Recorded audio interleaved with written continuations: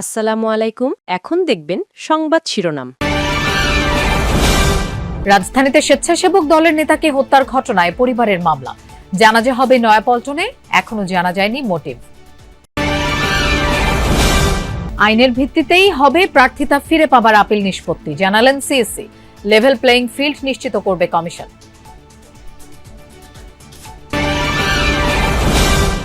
নির্বাচনী আচরণবিধি মানার ব্যাপারে সতর্ক বিএনপি, জানালেন সালাউদ্দিন আহমদ।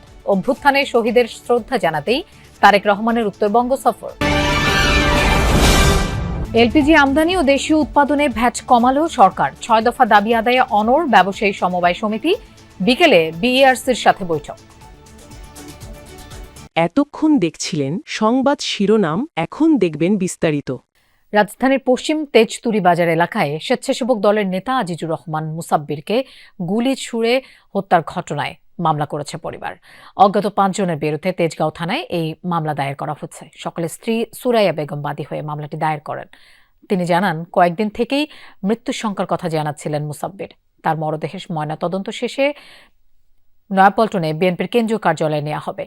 সেখানেই বাদ জোহর হবে নামাজের জানাজা। এদিকে তেজগাঁও ডিসি ইবনে মিজান জানিয়েছেন, সিসিটিভি ফুটেজে দুজনকে অন্ধকারে ওত পেতে থাকতে দেখা গেছে।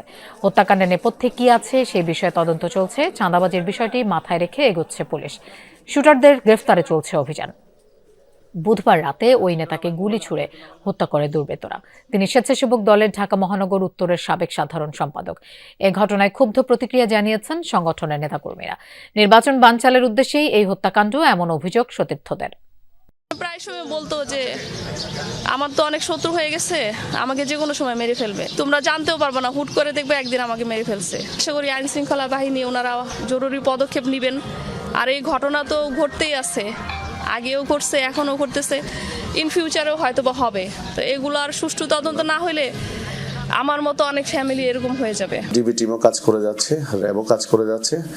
তো আমরা এখন পর্যন্ত খুবই প্রাথমিক অবস্থায় আছি। হয়তো অল্প সময়ের মধ্যে আমরা একটি অ্যাঙ্গেল পেয়ে যাব।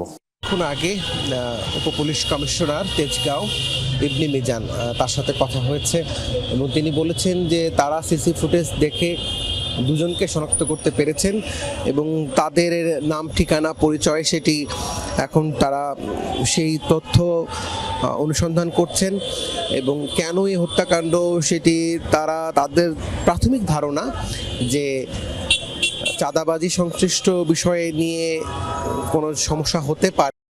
প্রার্থিতা ফিরে পেতে যারা আবেদন করছেন, আইনের ভিত্তিতে সেগুলো নিষ্পত্তি করা হবে বলে জানিয়েছেন প্রধান নির্বাচন কমিশনার এএমএম নাসির উদ্দিন। তিনি বলেন, নির্বাচন কমিশন ইনসাফে বিশ্বাসী, সবাই ন্যায় বিচার পাবেন। সকালে আগারগাঁও ইসি সচিবালয় প্রাঙ্গণে মনোনয়ন বাতিল ও গ্রহণের বিরুদ্ধে চলমান 4র্থ দিনের আপিল আবেদনের বুথ পরিদর্শন শেষে এসব কথা বলেন CSC. Commission level playing field নিশ্চিত করবে জানিয়ে তিনি বলেন, আগের মতো কোনো পাতানো নির্বাচন হবে না এবার। সকাল থেকেই দেশের বিভিন্ন প্রান্ত থেকে আপিল করতে ইসিতে আসছেন আবেদনকারীরা। এই কার্যক্রম শেষ হবে আগামীকাল। এরপর 10 থেকে 18 জানুয়ারি পর্যন্ত চলবে আপিল শুনানি।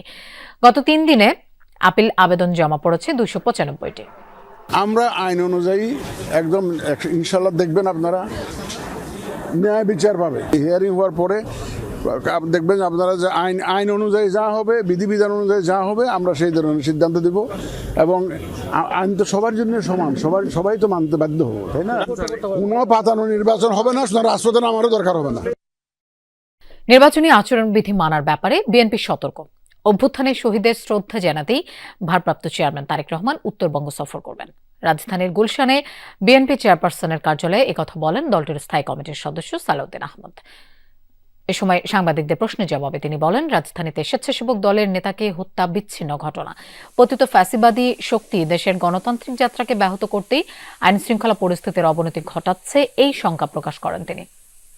জানান, সম্প্রতি অনেক বিচ্ছিন্ন ঘটনা ঘটলেও তা নির্বাচনে কোনো প্রভাব ফেলবে না। সব রাজনৈতিক দলই নির্বাচনের বিষয়ে প্রতিশ্রুতিবদ্ধ। তিনি বলেন, নির্বাচনের লেভেল প্লেইং ফিল্ড নিয়ে কারো কোনো অভিযোগ থাকলে ইসিকে জানাতে পারে। জানান, বৃহৎ রাজনৈতিক দল হিসেবে অনেক যোগ্যকেই চূড়ান্ত মনোনয়ন দেওয়া সম্ভব হয়নি। যারা বিদ্রোহী প্রার্থী হয়েছেন তাদের বিরুদ্ধে সাংগঠনিক ব্যবস্থা নেওয়া হয়েছে। বিএনপির ভারপ্রাপ্ত চেয়ারম্যান অনেক আগেই সেটা করতে চেয়েছিলেন। শহীদদের প্রতি বিনম্র শ্রদ্ধা নিবেদন করা এবং তাদের কবরে জিয়ারত করা, এটা জাতির প্রত্যাশা। গতকালকের ঘটনা। এটা হতে পারে পতিত ফেসিবাদী শক্তির কিছু কিছু ষড়যন্ত্র এখনো তারা চালু রেখেছে, যাতে নির্বাচনকে বাধাগ্রস্ত করতে পারে, কণ্ঠকাঠিন্য করতে পারে, গণতন্ত্রের উত্তরণের পথটাকে সহজতর না করতে পারে। কিন্তু তাদের সেই প্রচেষ্টা কখনো সফল হবে না। এলপি গ্যাস আমদানি ও দেশীয় উৎপাদনে ভ্যাট কমালো সরকার। দুপুরে এই সংক্রান্ত প্রজ্ঞাপন জারি করে বিদ্যুৎ ও জ্বালানি মন্ত্রণালয়। সকাল থেকে তরলীকৃত প্রাকৃতিক গ্যাস এলপিজি সিলিন্ডার বিক্রি বন্ধ রেখেছে ব্যবসায়ী সমবায় সমিতি। এতে ভোক্তা পর্যায়ে দুর্ভোগ বেড়েছে। দাবি আদায় না হওয়া পর্যন্ত সারা দেশে সিলিন্ডার সরবরাহ বিক্রি বন্ধ রাখবে তারা। এর আগে বুধবার কমিশন বৃদ্ধি, জরিমানা বন্ধ সহ 6 দফা দাবিতে 24 ঘন্টার আলটিমেটাম দেয় সংগঠনটি।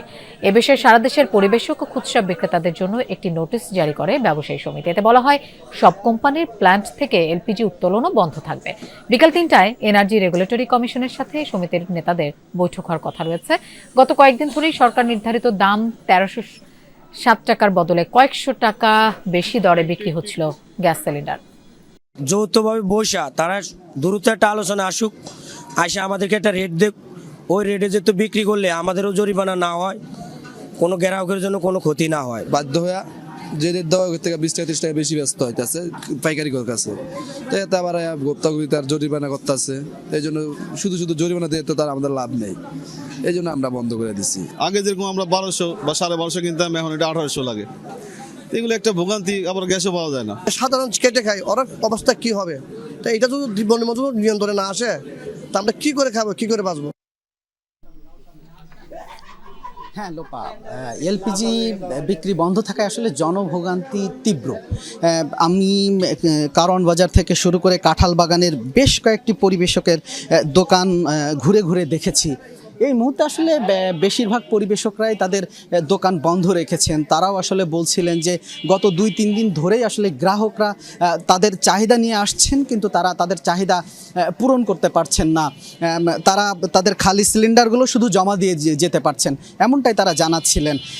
এরপরও আমরা বেশ কিছু দোকান খোলা থাকতে দেখেছি। তারা আসলে বলছিলেন নিয়মিত যেসব গ্রাহকরা আছেন তারা তাদের চাহিদা এসে দিচ্ছেন, তারা লিখে রাখছেন এবং চাহিদা অনুযায়ী তারা আসলে উৎপাদক প্রতিষ্ঠানের কাছে পাঠাচ্ছেন। কিন্তু তারা বলছেন 50টার চাহিদা পাঠালে সেখানে তারা দিচ্ছিলেনই তাদের 10টা থেকে 5টা এমন, কিন্তু গত 2 দিন যাবৎ টোটালি তাদেরকে কোনো সিলিন্ডারই দেওয়া হচ্ছে না।